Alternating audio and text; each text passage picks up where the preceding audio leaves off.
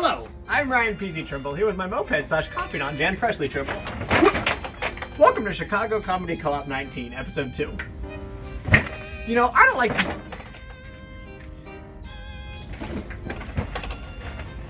to get sentimental very often. He lied.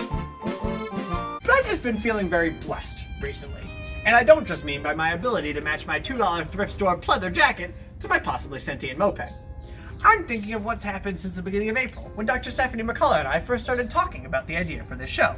Now, when we were first discussing things, we thought that maybe we'd open submissions, get a dozen or so, have enough to do one good show, turn to each other and say, wow, that was a cute, handsome thing we did, and then sleep for 3 days. Instead, what happened was we received over 40 submissions for the very first episode, and then just about the same amount for the second episode, which really just proved to us what we knew this entire time, that nothing is going to stop Chicago from growing and building and creating. Hell, we're the city that invented the skyscraper. We're the city that popularized those little bay windows in the front of your house where you can put cute, good couches. We're the city that's trying to burn down and then started rebuilding before the fire was even put out. I am proud to be part of this show, and I am proud to be part of the Chicago comedy community. We will keep doing this show as long as you all keep submitting. Or until one of us gets bored. But probably the first thing. We've got a great show for you tonight. Hoobastank is here, so stick around for Chicago Comedy Co-op 19, Episode 2.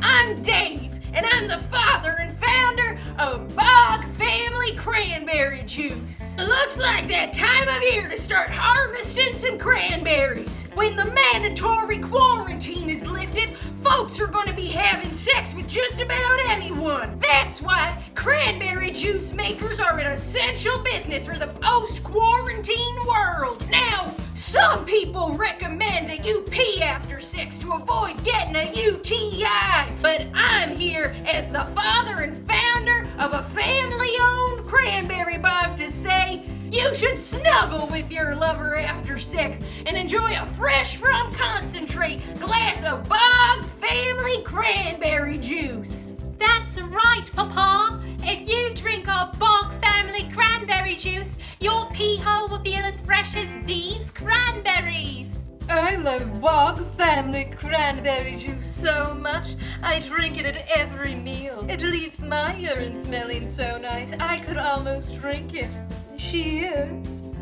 So head on down to your local grocery store and buy yourself a jug of Bog Family Cranberry Juice, 'cause you know you're gonna want a 69 once you're out of this quarantine. 'Cause you know you're gonna want to fornicate after you had this much time to masturbate. 'Cause you know you're gonna want to have sex once you can leave your house. The FDA does not approve the use of Bog Family Cranberry Juice to enhance the taste of urine for consumption. Do not drink your own urine. Possible side effects may include becoming an overly confident bitch who's totally down to bang. Keep the cock and the cooch feeling loose. Bog Family Cranberry Juice. Yum! I've been on Grindr for 2 years, and all it's gotten me is a stolen PlayStation and an aggressive case of the crabs. I'm ready to meet my forever man, but I'm sick of scrolling for him on my phone while I'm taking my morning shit. What should I do? Hello, I'm Kitty Squires. Using my tried and true techniques from an article of McCullough's magazine from 1958, you too can lure a living, breathing man into your marital bed. This is 129 Ways to Get a Husband. Number 77. Tell his friends nice things about him. I made you cookies because I know how smart you are.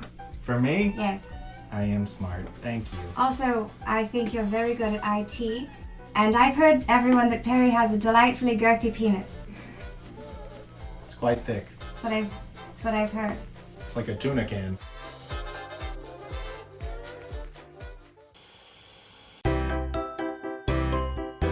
Honor, responsibility, Defying gender roles. Are you a polite young man with short hair? Do you go to church and listen to your mother? You have met me at high school fundraising events and the lumber section at Home Depot. I am a 50-year-old man from a Midwestern or Appalachian state. My belt is reversible and my shirt is tucked in. I am the man who wants to shake your hand. Have you returned a shopping cart that wasn't yours to the cart corral? Then I want to shake your hand.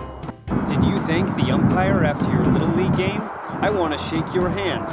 Did you give a 20% tip on a takeout order?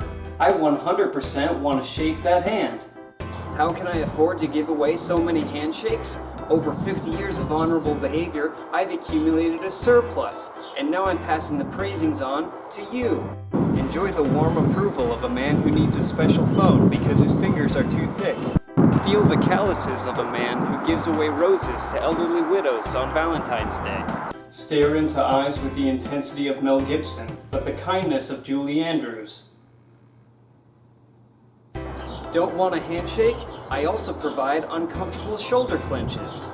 It takes 7 pounds of pressure to break the clavicle, but I don't understand that. Letters of recommendation. Any college would be lucky to have you. And offers to introduce you to my daughter. I was married at your age, you know? Offers valid for courteous young men in the greater Chicago area. No need to find me, I'll find you, because I'm always watching. I voted early for Pete Buttigieg. I used my life savings on this commercial. Here's what I should be doing. Here's what I should be doing right now. I should go read a book. Maybe learn how to cook. Or take up a hobby somehow. Here's what I should be doing. I should do 50 push-ups a day. I should paint the spare room. Learn to conference on Zoom. I should throw all this garbage away. I should build up my business to pay off my debt. I should start meditating, maybe foster a pet, maybe write my first novel, or FaceTime my friend, make some surgical masks from a nice cotton blend. So that glorious day I can rush out that door, I will be so much better than I was before, because I didn't spend all my time stewing. Anyway, that's what I should be doing. Here's what I have been doing. Here's what I am doing right now. I am sleeping till 2. Then find nothing to do except masturbate right on the hour. Here's what I have been doing. I've been pacing the floor in the hall. Then I watch CNN and I jack off again, and well, honestly, that's about all. Well, of course, there are the times I've cried with regret over all of those things that I haven't done yet, or I head off to Facebook where people are mean, and I shake my fist right in front of the screen. And that glorious day I can rush out that door, I won't. I'll just stay here and jerk off some more. You should see all the Kleenex accruing. Anyway, that's what I have been doing.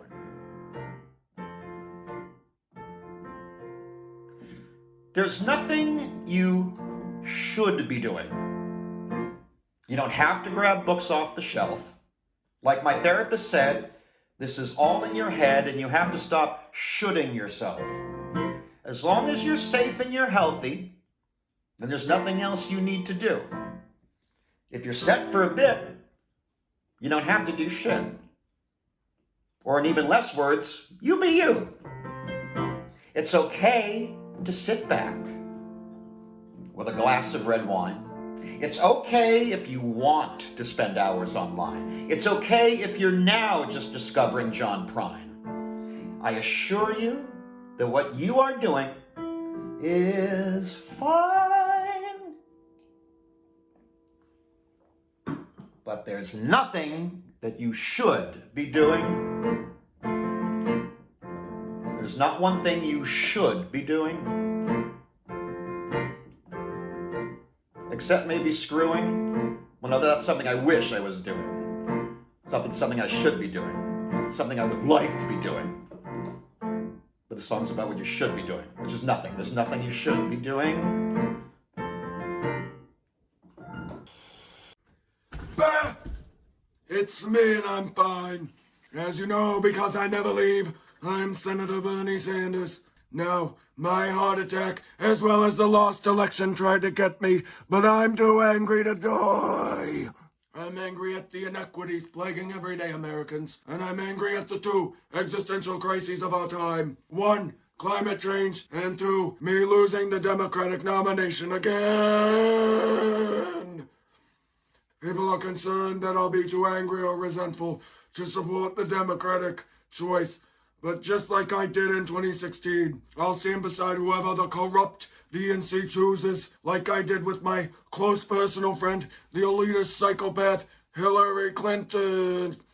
And you think you'll get me there? Millionaires and billionaires. I'll run for president in 2024. I'll run for president in 2028. I'll run for president in 2032, 36, 40, 44, 48, 52, 56, and on and on and on and on and on and on. And if I die, it'll be because of the healthcare in this country. And I'll run for president from the grave, and the millionaires and the billionaires will pay for my funeral. And me and all the corpses in the graveyard will come back, and we'll start a revolution. And we'll be zombies, and we'll feast on the millionaires and the billionaires and millionaires and billionaires and billionaires and billionaires and billionaires. I am Senator Bernie Sanders, and I am once again having a cardiac event. Godfather, you wanted to see me? I have a problem. Anything, what is it, Godfather? Someone stole my Google Docs from my Google Drive. I'm sure they're in there. No, they're gone.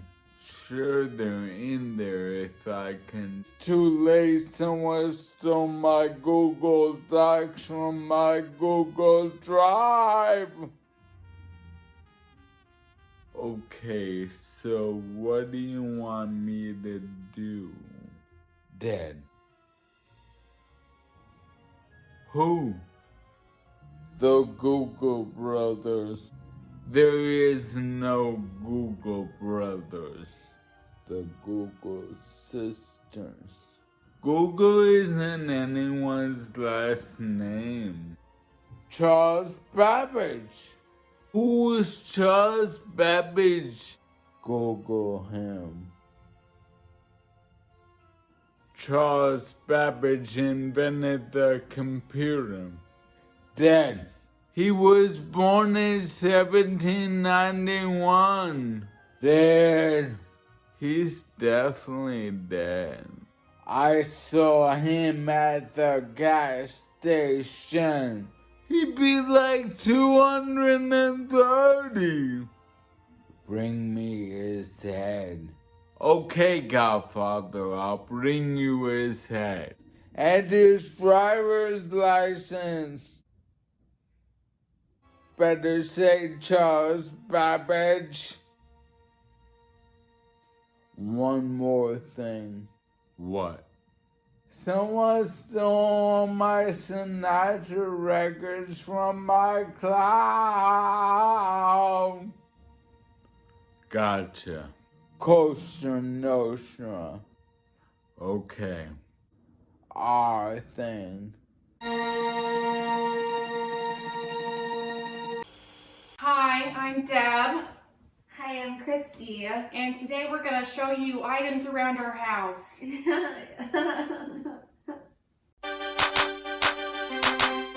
Okay.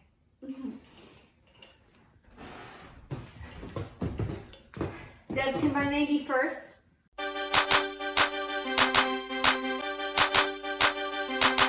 I'm Christy. And I'm Deb. And we are rating our home. We're rating things in our home on a scale that we will decide at that moment. It's indecipherable. It's infinite. This is my duck lamp. And then this is his son. 3 stars because it's small. And then how many for the full-size lamp? 11.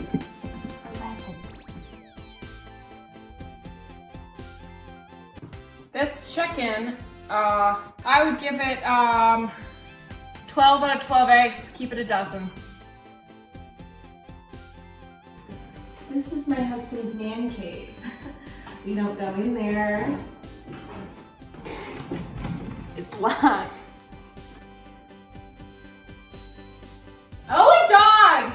How many stars? Wait. 10 out of 10. Where? 10 out of 10. You know, this Febreze really pales in comparison now, so,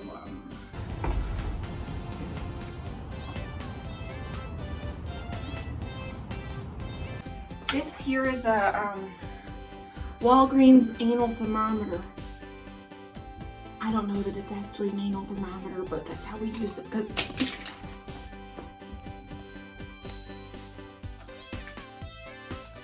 it's wet.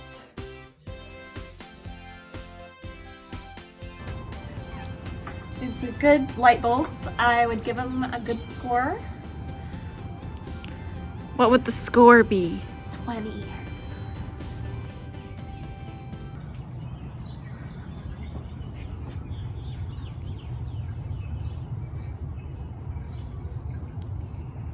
Zero. No, I'm not gonna start my period. It could be the virus. I'm not being moody. Okay, well, if you're so good at telling freaking time according to my body, tell me what time it is without looking at a watch. Stomach pains are part of it, so cramping could be part of it. Yeah, and I have a sore throat, okay? Okay, because I was screaming at the end of Lord of the Rings Return of the King. It goes on too long. The movie's too long. I scream because it's too long. I scream for Daddy Aragon. Never given me a sore throat before. Gotta be the virus. I'm not on my freaking period. I get emotional for LOTR. It's beautiful when the hobbits have to say goodbye. They didn't know that Frodo was gonna be gone forever. No, I don't cry every time. Maybe my body is worn down from the virus. I was having a hard time breathing last night, and yes, I have a hard time breathing every time I see a long-legged, long-haired, blonde, beautiful Legolas. But this was different. This was harder. Babe, babe, babe, Rona. Will you grab the heating pad? I got home at, I don't know, you know what the time was. It must have been about 9 o'clock. And then I had... Won't wash her face, can't leave this damn place. Barely moved, yet body aches. When will this end? It's been weeks without a friend. Watching Tiger King again. And they say she's stuck in quarantine, wondering what to stream. Been this way since March 13th, but lately her face seems really oily, crafty. Watching Trump on TV, and she screams, New York really does need more ventilators, and she can't go out cause it's banned. Relearns how to wash her hands. She wants to go outside tonight, cause 2020 isn't what she planned. She just wants to kiss a man. We can't go outside, so stay inside, or else you'll die, or someone else might. Social distancing to save a life. Listen to Fauci tonight, and it'll be alright.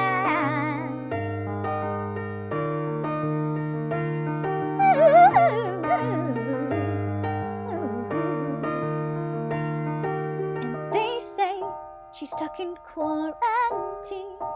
Hope it's a bad dream. Been this way since March 13th, but lately her legs seem really hairy. Cleaning takes up on day drinking, and she screams, how's her country so behind the rest of the world? And she can't go out cause it's banned. Dyes her hair just to add some glam. She wants to go outside tonight, 'cause 2020 isn't what she planned. Wanted Bernie, got stuck with Biden. We can't go outside, so stay inside. Stay inside. Oh, oh. Inside. Inside. Inside. Inside. Inside. Just stay inside.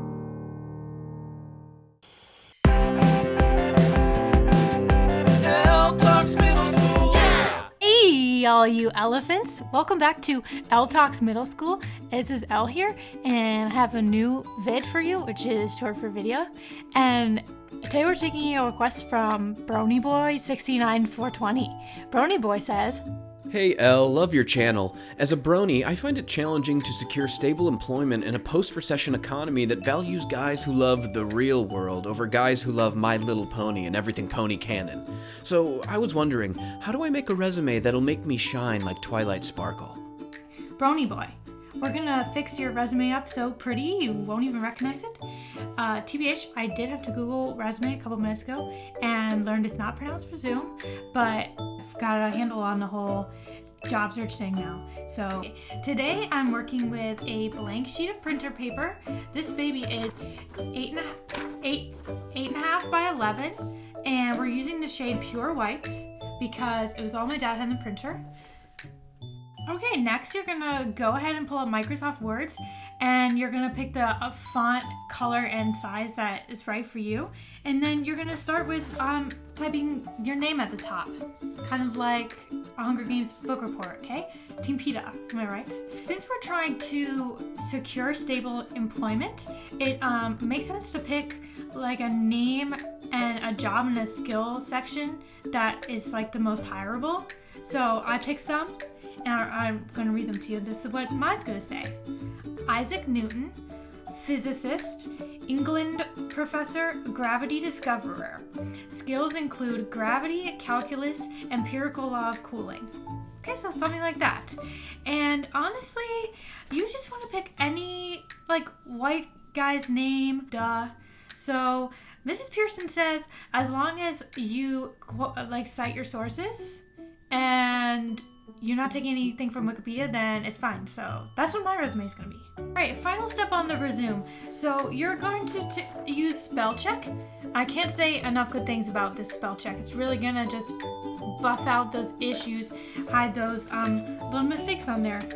And you can hide those, and then that's going to help you get that entry-level job and like nab those extra $8 for allowance. That should be most of it. Oh yeah, so lastly, you're going to write a cover letter, and you're going to tape it to the front of the resume because it's the cover letter. So tape it to the front, and then you're going to mail it, and you can use like a cute monogram sticker or something, and then you're all set. And then you're going to mail it to jobs.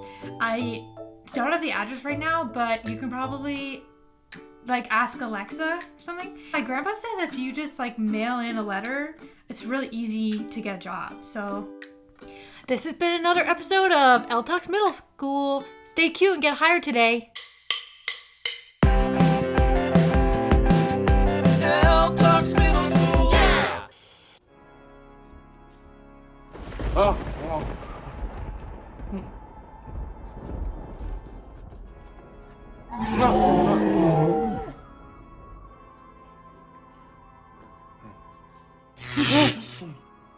Did Tucker Carlson just say the biggest issue with America is gas prices? All right, Waldorf Warriors, you're probably wondering why Mr. Hold-On's at the head of class. And that's because while we were at lunch, one of you inquired about anatomy in the form of this large artistic interpretation of the male genitalia. Now, since I'm the male in the room, Mrs. Klein thinks that I should take the lead on this, even though I'm just a paraprofessional. Okay. Speaking of paras, why don't we start with this pair of gushers right here? Okay. Well, these are testicles. Okay. Now, these are actually hanging pretty even.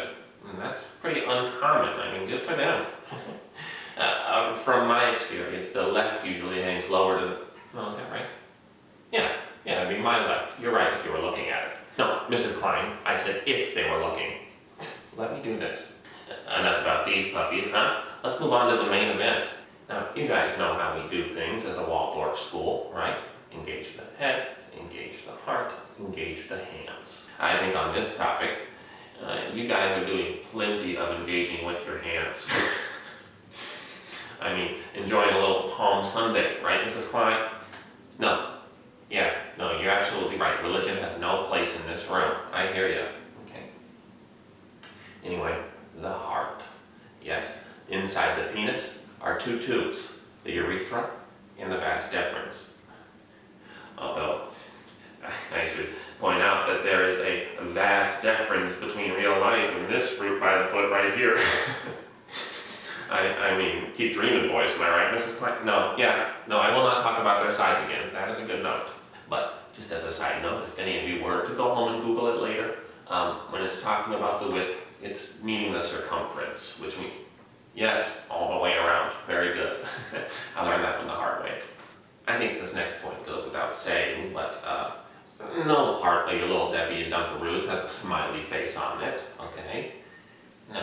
That's not to say there's nothing anthropomorphic about the penis. I mean, who among us hasn't pinched and pulled on the urethra a little bit, made it sing a little tune, right? A little, I'm not throwing away my shot. No, Mrs. Klein, that's from Hamilton. Jeez. Alright.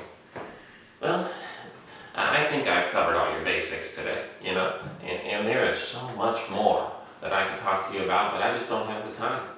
So instead, I'm going to wrap it. Hit it, Mrs. Klein. No? Okay. She said no.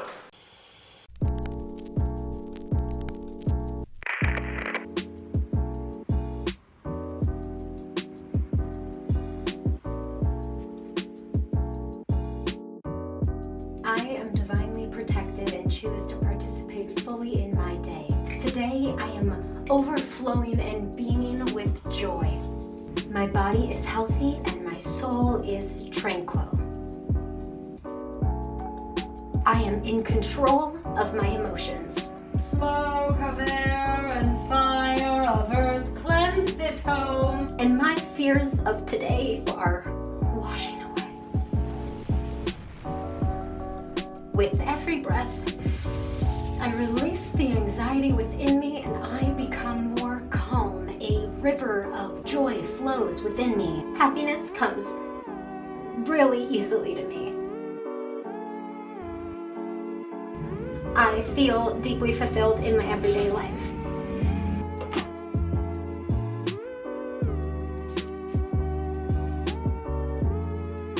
I acknowledge my own self-worth and confidence beams from within me because I am beautiful, I am smart, I am confident, and I am worthy.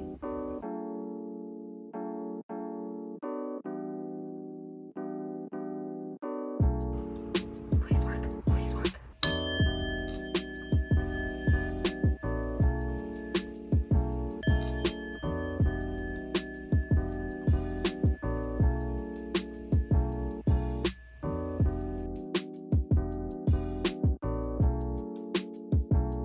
I acknowledge my own self-worth and my confidence is soaring.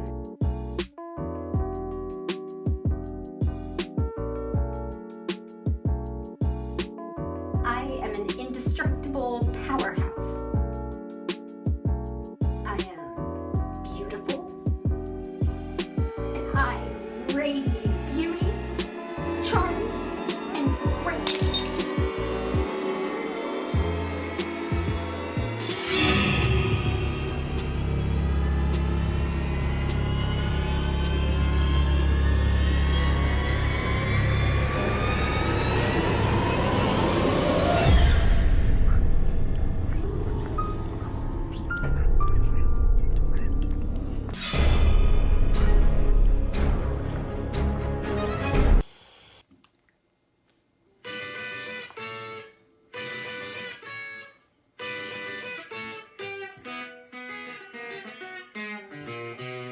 Come on, home is where you gotta play. Oh, come on, that's what Lightfoot has to say. 'Cause we're sheltering in place. Stay home, Chicago. Well, 1 and 1 is 2, 2 and 2 is 4. Ain't no way you're walking out that door. It's okay, it's over sooner if you don't. If you go, then cover your face, or stay home, Chicago. I know, baby, that you wanna go. Oh, I know, baby, that you're feeling low. But we're sheltering in place. Stay home, Chicago. Well, 3 and 3 is 6, 6 and 3 is 9. Drink that whole damn bottle of wine, it's okay. Drink beer or booze or smoke a bowl. It's legal now, Karen and Blaze. Just stay home, Chicago. Stay home.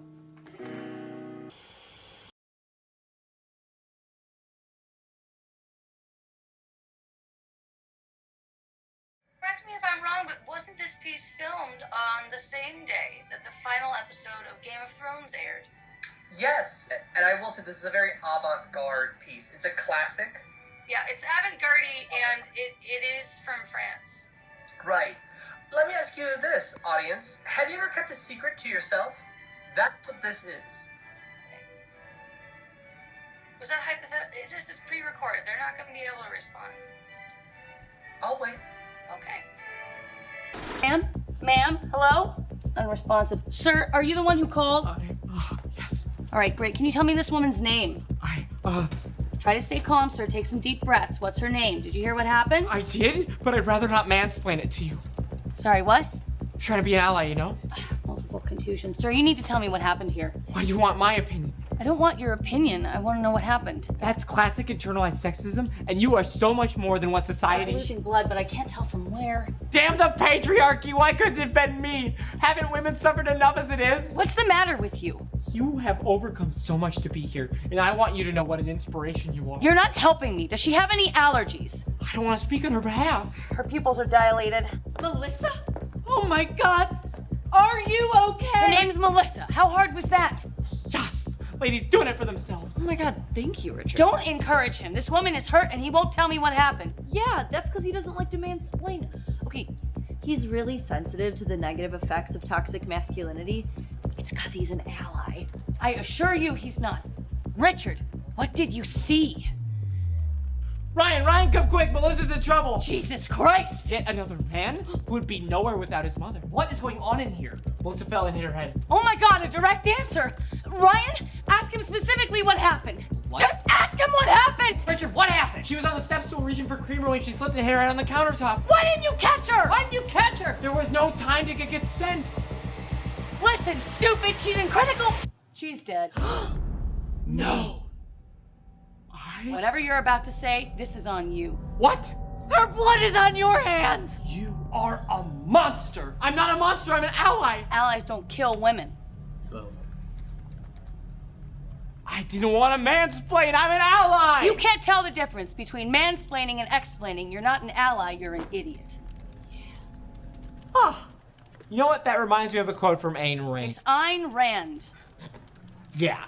Actually, I'm pretty sure it's Ayn Rand. Google it. All right.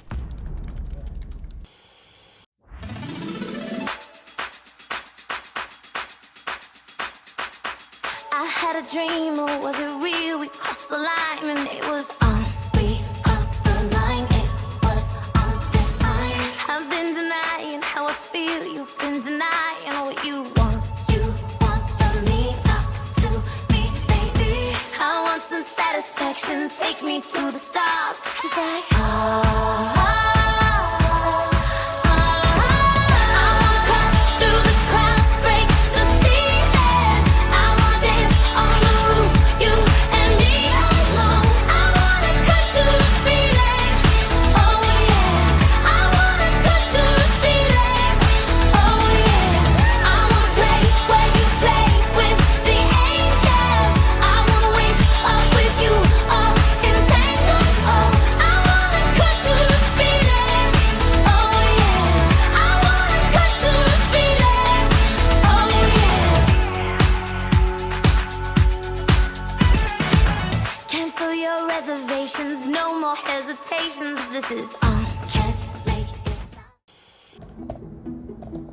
God afton! Jag heter Magnus och jag är den svenska hästen som kontrollerar Chicago Comedy Co-op 19 social medier. Det är alltid så kul att titta vad ni här i Chicago har gjort. Hos mig, vi hade inte komedi. Vi hade bara vetet och evig osäkerhet. Om ni vill hjälpa Hoen att betala våra skådespelare, ni kan skänka pengar på vår vänmorsida. Det här är vår kod. Vi ska vänta under ni skannar dig. Tack så mycket för att vara med oss ikväll. Och nu, eftertexten.